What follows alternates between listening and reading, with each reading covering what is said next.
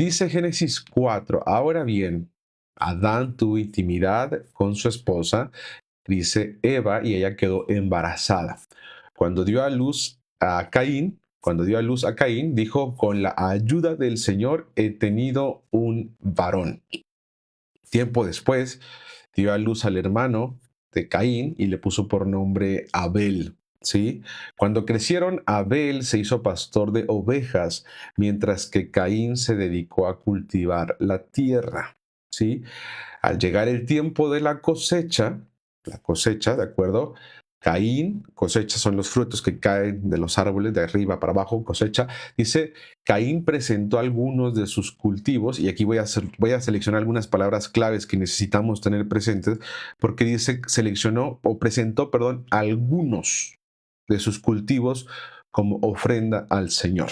Sí, quisiera pedirles que vayan poniendo de verdad mucho cuidado en las palabras. Fíjate cómo dice que Caín, el hermano mayor, presentó algunos cultivos como ofrenda para el Señor.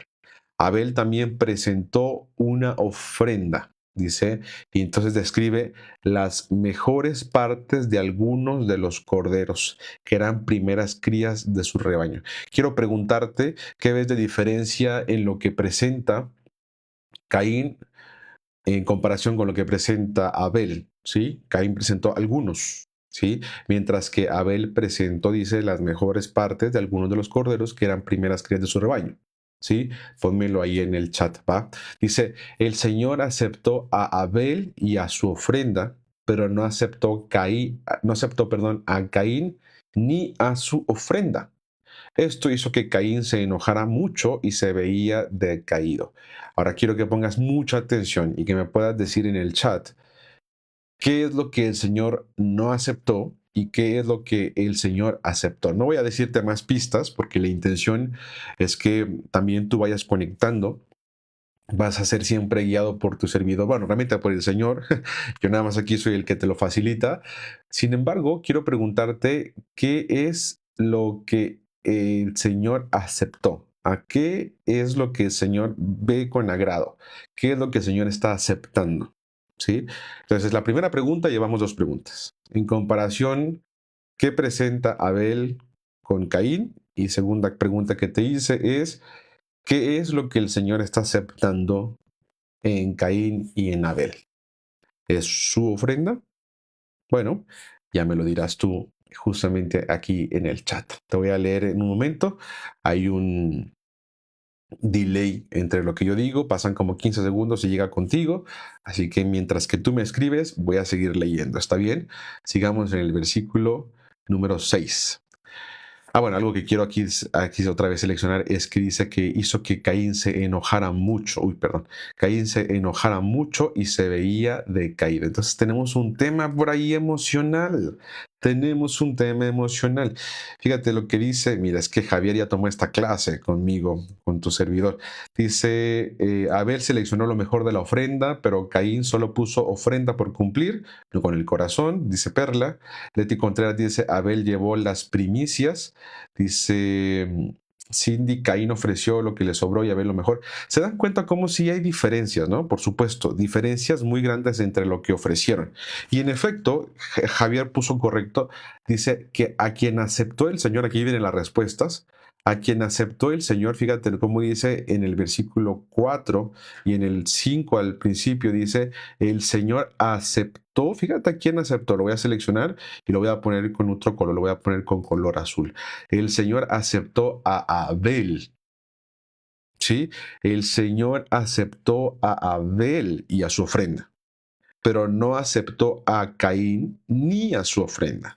Lo que el Señor acepta no es a la ofrenda en sí misma. Quien el Señor acepta y a quien el Señor anhela y al quien el Señor quiere es a la persona en sí misma. La ofrenda es solo el intermedio o el intermediario para presentarse delante del Señor. Quiero que te fijas en esto, ¿de acuerdo? Porque el tema acá es a la persona. ¿Sabes una cosa? El Señor no necesita, y te voy a hacer un hincapié importantísimo, el Señor no necesitaba nada ni de Caín, ni de lo que pudiera ofrecer de esos frutos, no le interesaba. O sea, el Señor no tenía una necesidad por los frutos de Caín, como tampoco tenía ni tiene una necesidad por los frutos, o bueno, por las crías de Abel. ¿Qué es lo que el Señor anhelaba, que vimos desde el principio con con sus padres, con Adán? El Señor anhela una intimidad con la persona. El Señor anhela un corazón cercano y genuino con la persona. El Señor no tiene interés por tus bienes o mis bienes, ni incluso en la actualidad. Te lo digo de una forma tan cruda, el Señor no necesita de tus bienes. El Señor anhela tu intimidad con Él. Ahora te hago una pregunta. Quién sí necesita estar en intimidad con el Señor? ¿Quién sí necesita acercarse con el Señor? ¿Quién sí lo necesita? El humano. Nosotros lo necesitamos. Y aquí viene una primicia importante que te voy a pedir que pongas mucha atención, porque te digo que hoy el Señor quiere hablarte y te lo quiere revelar con grande evidencia. ¿Por qué tú y yo necesitamos de Dios? ¿Qué no es suficiente con lo que pudiéramos aprender y con lo que pudiéramos saber, con lo que pudiéramos conocer, con lo que pudiéramos tener de títulos? ¿Qué no es suficiente con la economía que pudiéramos desarrollar? ¿Qué no es suficiente? Pues la respuesta es no. No, no es suficiente para el humano y lo hemos visto tantas veces. No importa cuánta riqueza pueda tener, no importa cuánta fama pueda tener, no importa cuánto poder pudiera tener. Hemos visto a muchas personas, a pesar de tener tanta provisión en muchos recursos, aún así ser infelices, estar amargados, estar todo el tiempo preocupados, estar en persecución, estar en depresión. Y muchas de estas personas terminan tomando su vida en sus propias manos. ¿Qué significa eso, Ezequiel? ¿Por qué necesitamos de Dios? Y te voy a pedir que le escribas en el chat esta palabra, porque estamos limitados. Como humanos estamos limitados. Hay un punto donde vamos a llegar a un límite, ¿sí? Y después de ese límite, no hay una forma humana para poder saciar nuestra vida. Llegaste hasta cierto límite, perfecto. Hasta ahí es tu máxima. Después de eso, ¿qué sigue? La oportunidad para darle espacio al poder divino. Exactamente, Yuli, estamos limitados. Telma, no solamente es porque te sientes vacía, sino porque estamos vacíos. Estaremos limitados, llegaremos a un punto de estar limitados. Aquí es donde ya no tiene nada que ver con un tema religioso, ni con un tema de culto. Tiene que ver con un tema de funcionalidad mental, saber que en la vida estoy limitado, ¿sí? Entonces, el Señor no necesita de los recursos ni de Caín ni de Abel, pero el Señor sí está viendo y está poniendo atención a lo que Caín y Abel no es que estén presentando, a lo que su corazón está dictando, a lo que su actitud está demostrando. ¿Con qué corazón están presentando esa ofrenda? ¿Sí? Ahora se van a dar cuenta cuál es la complicación más grande en el tema de Caín. En el tema de Caín, mucha gente ha dicho que Caín presentó lo que le sobraba o lo que no era bueno o que Abel presentó mejor ofrenda. Pero te digo una cosa, no podemos saber esto. No podemos saber si Caín presentó frutos corrientes, frutos malos, frutos echados a perder. No podemos saber eso. Pero lo que sí podemos saber es que Caín, perdón, tenía un tema importante en su actitud. Por eso Javier dice lo que dice. Porque alguna ocasión, cuando yo estudiaba sobre esto, el Señor me habló y me dijo, ese no es lo que presentan, es el cómo lo presentan. ¿Y sabes por qué sé que no es qué es lo que se presenta? ¿Sabes por qué sé que no es lo que al Señor le interesa el qué presentamos, sino cómo lo presentamos? Porque Jesús, cuando vio a la mujer que entregaba solamente 2 monedas en las ofrendas, la puso de ejemplo y decía, esta mujer no entrega lo que le sobra, sino entrega todo lo que tiene. ¿Sí? Y el que presentaba, y el que gritaba, y el que decía, y el que daba de lo que le sobraba, y tocaba trompeta y decía, no, no, no, no, no. Lo que anhelo es el corazón. Y estos están haciéndolo para que los vean. ¿Sí? Yo no digo que Caín no estaba haciendo para que lo vieran, pero lo que sí podemos saber es que Caín tenía un problema de temperamento. Caín tenía un conflicto enorme con el control de las emociones. Perdón, que ya se me está yendo el tiempo aquí, pero dice aquí que Caín se enojó mucho y se veía decaído. ¿Sí? Aquí está, Caín se enojó mucho y se veía decaído. Y le preguntan en el 6, el Señor le pregunta, ¿por qué estás tan enojado? ¿Por qué estás tan enojado? Preguntó el Señor a Caín. ¿Por qué te ves tan decaído? Dice, serás aceptado si haces lo correcto. O sea, ¿qué es lo que pasó con Caín? Que pues no hizo lo correcto, ¿sí? No hizo lo que es funcionalmente necesario. Pero si te niegas a hacer lo correcto, entonces le dice, ten cuidado.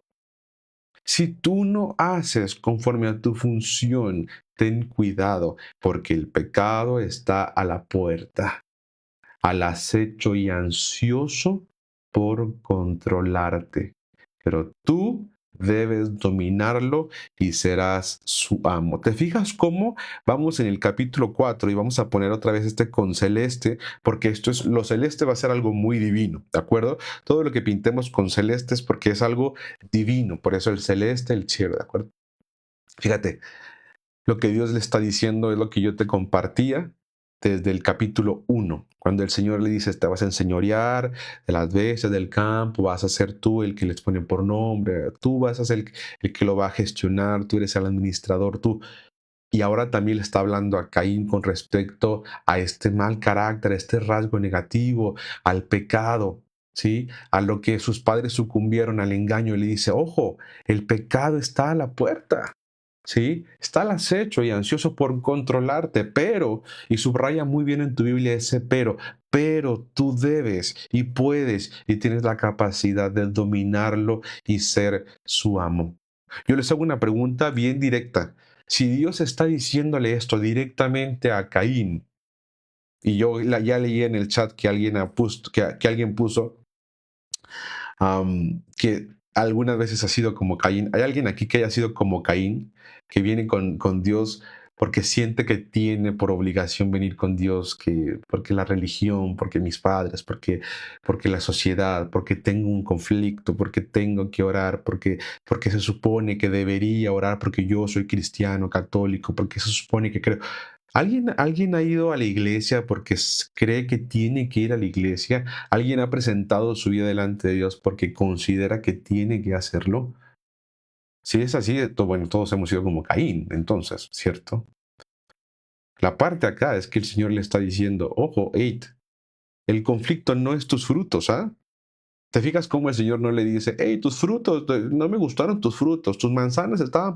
No le dice eso. El Señor le está hablando acerca de su persona. El Señor le está hablando a Caín acerca de él mismo, ¿sí? Y le está diciendo, cuidado, cuidado con tu temperamento, cuidado, cuidado, porque el pecado está a la puerta, el pecado está buscándote, te está acechando. Advertencia tuvo, ¿sí? Ahora, si Dios le está diciendo, esta es la frase que iba a decir hace un momentito, si el Señor le está diciendo, ¿quién puede contra eso? ¿Quién podría contradecirlo? ¿Sí? Ahora, todos sabemos que nadie puede contradecir al Señor. Pero te digo una cosa, se nos olvida. Somos bien buenos para olvidar. Y tan es el caso, que si el Señor lo dice, nadie puede contra eso. Tampoco tú. Tampoco tú puedes ir en contra de la palabra misma del Señor que dice, tú puedes dominarlo. Tú debes dominarlo y ser el amo, ser el Señor, enseñorearte por encima del engaño, del temperamento, del pecado, de la dificultad. Tú puedes estar por encima de eso. Ojo, y apúntalo muy bien en el chat. Esto que acabo de subrayar en azul no es un condicionante. No es un condicionante. Lo que acabo de subrayar en azul, que dice, tú debes dominarlo y ser su amo, es una afirmación. Le está diciendo el Señor a Caín, tú puedes, tú debes. Se lo está afirmando. ¿Por qué? Porque tú eres alguien a quien yo estoy gobernando. Tú puedes. Si tú eres una persona gobernada por mí y yo soy el que te gobierna a ti, pues tú puedes. Es algo natural que va a suceder en ti. ¿Sí? Es una afirmación, escribe la palabra. Es una afirmación así. Es una afirmación. ¿Sí? Lo vamos a ir trabajando como quiera continuamente. Dice versículo 8, cierto día Caín dijo a su hermano, salgamos al campo. Mientras estaban en el campo, Caín atacó a su hermano Abel y lo mató. Ahí está. Ahí está. ¿Cuál era el conflicto de Caín? Un conflicto tremendo de temperamento que produjo un fruto incluso de pecado tan grande como el asesinato. Luego, exacto, es una afirmación. Dominar el pecado es una afirmación. ¿Sí? Dice, luego el Señor le preguntó a Caín, ¿dónde está tu hermano? ¿Dónde está Abel? Otra vez, el Señor ya sabe eso. El Señor ya conoce esto. Ya conoce dónde está Abel, como también ya sabía dónde estaba Adán cuando había pecado. Y le contesta este Señor con un gran orgullo, no lo sé, contestó Caín. ¿Acaso soy yo el guardián de mi hermano? Pero el Señor le dijo, ¿qué has hecho? Segunda ocasión que le da oportunidad. Escucha, la sangre de tu hermano clama a mí desde la tierra. Ahora eres maldito y serás expulsado de la tierra que se ha tragado la sangre de tu hermano. La tierra ya no te dará buenas cosechas. Pilas acá, fíjate lo que le está diciendo. La tierra ya no te dará buenas cosechas. O sea que, con rojo, porque esto es una cosa complicada, es una consecuencia negativa. Pero fíjate, significa que si ya no le va a dar cosechas buenas antes de estas palabras de Dios, ¿cómo eran las cosechas que Dios le daba a Caín? ¿Ya me entendiste? O sea, las cosechas de Caín todas eran buenas cosechas. ¿Qué presentó Caín? Una buena cosecha, porque el Señor se lo daba. ¿Sí? Entonces, el problema, tercera afirmación, no es la ofrenda, es el corazón. No es el qué, es el cómo. Porque si tú te trabajas el cómo, vas a dar una buena ofrenda. ¿Un buen qué? Lo vas a dar por cosa automática. El conflicto estaba en el corazón. Por mucho que la trabajes, de ahora en adelante serás un vagabundo sin hogar sobre la tierra. Caín, Caín respondió al Señor. Ya fíjate, dice Carlota y Perla, buenas cosechas funcionales, cosechas funcionales, ya no. Por más que tú te esfuerces, ya no.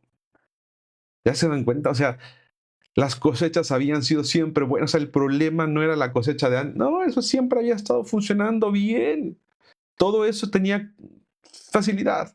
Y contesta, mi castigo es demasiado grande para soportarlo. Me has expulsado de la tierra y de tu presencia. Me has hecho un vagabundo sin hogar. Cualquiera que me encuentre me matará.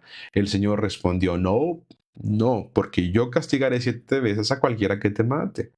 Entonces el Señor le puso una marca a Caín como advertencia para cualquiera que intentara matarlo. Luego Caín salió de la presencia del Señor y se estableció en la tierra de Nod, al oriente del Edén. ¿Qué tipo de marca es esta que le puso? No podemos saberlo, no se especifica, y esta primera vuelta no tiene la intención de poder resolver ese tipo de cosas que no están explícitas. La intención, ya saben, de esta primera vuelta es irnos con la parte literal, explícita, y ponerla por práctica. ¿Sí? Número 17, Caín tuvo intimidad con su esposa y ella quedó embarazada y dio a luz a Enoc. Luego Caín fundó una ciudad que llevaba el nombre de su hijo, Enoc. Enoc tuvo un hijo llamado Irad. Irad fue el padre de Meujael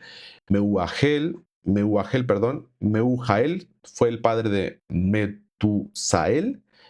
Metusael, perdón, fue el padre de Lamec. ¿De acuerdo? Lamec se casó con dos mujeres, la primera se llamaba Ada y la segunda Sila.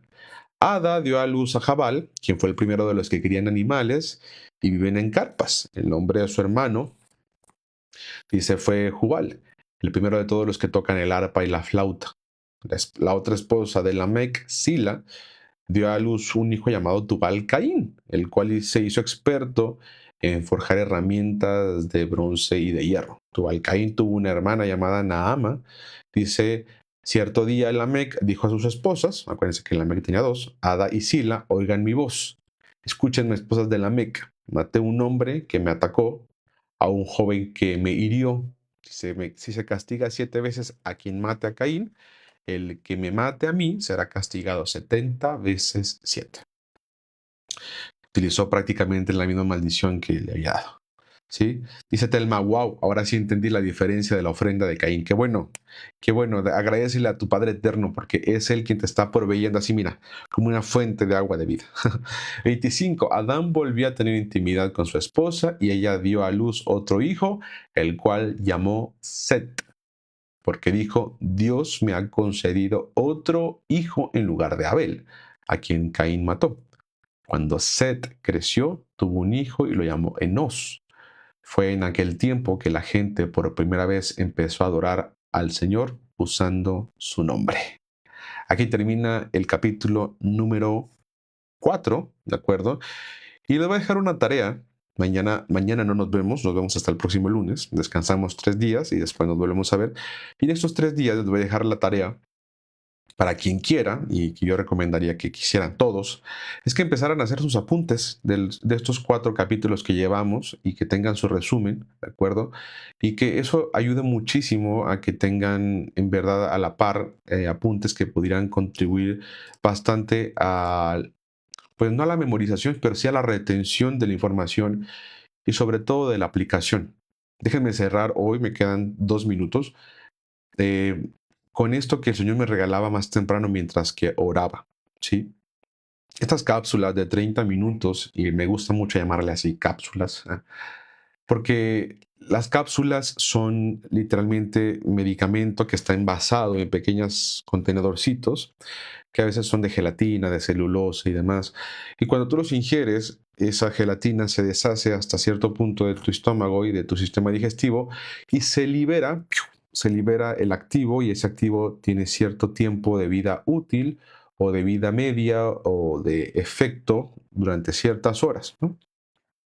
Por ejemplo, los antiácidos, por ejemplo, ¿no? Que son como pequeños pellets, pequeñas bolitas que están Entonces se libera, y mientras que se libera, pues está generando ese efecto, ese medicamento, y termina el tiempo y te dice el doctor, el médico te dice, bueno, después de tantas horas o tantas dosis en el día, usted se lo debe tomar, ¿no? Por ejemplo, un paracetamol, debes de tomarlo si tienes una necesidad muy grande, cada 8 horas, ¿no? Si tú te pasas de las 8 horas y te la tomas a la hora 10 o 12, probablemente el dolor te regresa y vas a volver a tener los síntomas y demás, ¿no? Entonces, la fiebre, por ejemplo, en ciertos medicamentos, si no te lo tomas a la hora, el efecto se acaba y te vuelve el dolor, te vuelve la fiebre, te vuelve la inflamación, porque el efecto del medicamento terminó, ¿sí? Bueno, imagínate que esto que estamos aprendiendo es exactamente así. Tiene cierto efecto. Y solamente el efecto va a durarte 24 horas. Mañana se te va a olvidar probablemente lo que estudiamos el lunes, o ya se te olvidó lo que vimos el lunes o el martes o el miércoles. A mí también se me olvida, y eso que yo fui quien lo dijo. Entonces te cuento esto porque es muy fácil que se nos olvide, ¿sí? De todo lo que escuchamos, nos acordamos solamente el 5%. Imagínate, el 5%. Y cuando tú tienes escrito, es mucho más fácil que te puedas acordar. Mucho, mucho más fácil.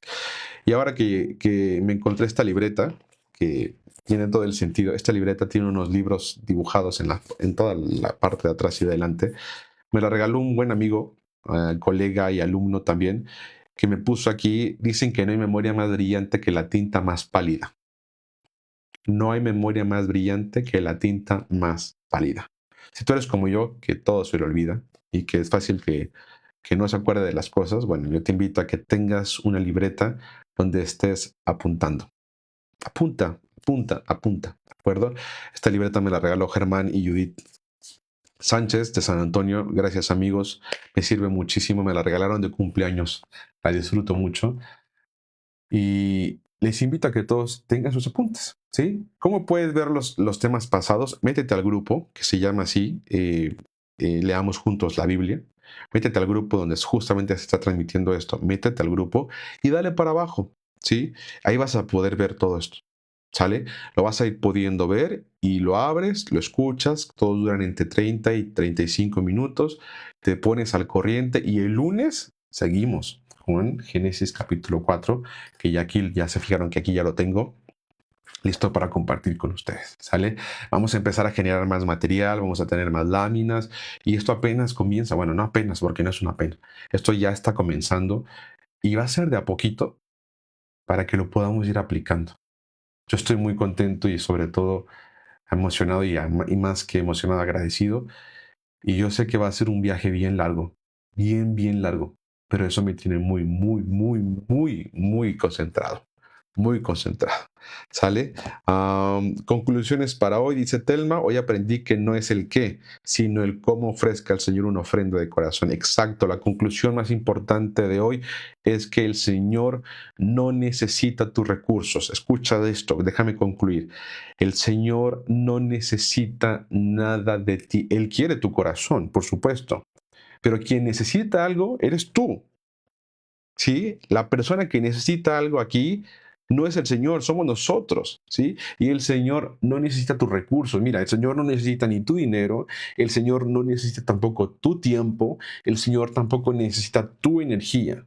No, esos son tus únicos tres recursos en la vida. Tiempo, dinero y energía. Eso es todo lo que tú tienes. Tiempo y energía. Y el Señor no necesita nada de eso. El que tú te levantes de mañana a orar, el Señor no lo necesita, tú y yo lo necesitamos. Pero si te levantas con una actitud de decir, tengo que orar, te digo una cosa, el Señor eso no lo ve con agrado. Pero si te levantas diciendo, Señor, quiero presentarme delante de ti porque mi carne lo necesita, porque mi mente lo necesita, porque yo lo necesito y necesito venir delante de ti y a colocar mis miembros como sacrificio vivo y agradable delante de ti, Señor, a declararte mi amor al hacerte lo primero en mi agenda, al decirte que realmente te amo, al venir contigo como primer orden del día. En el orden del día estás primero tú, Señor. Aquí estoy, quizá no sé bien todo qué decir, ni tampoco, pero lo que sí sé es que quiero ser agradable para ti. Quiero ser acepto, Señor. Quizá no es la mejor ofrenda, ni soy tan bueno hablando, ni tampoco tengo la mejor voz, ni tampoco tengo la mejor elocuencia, ni tampoco sé orar con grandes palabras, Señor. Pero lo que sí es que te quiero decir que eres lo primero en mi vida y anhelo que lo seas. Lo más importante, lo primero. Me postro y te postras delante de Él. Reconoces su grandeza, reconoces tu bajeza, reconoces tu límite, tu limitación. Y cuando te vuelves así, vulnerable delante del Señor, cuando te vuelves así, genuino delante del Señor, pequeñito delante del Señor, te digo una cosa, ¿te acuerdas de esa palabra que dice? Bástate en mi gracia porque mi poder se perfecciona en tu debilidad. No tengas vergüenza de volverte débil y vulnerable delante de tu Padre eterno. Él te formó, Él te hizo. No esperas a que tenga que Él venir a decirte, ¿dónde estás? Tú preséntate delante de Él.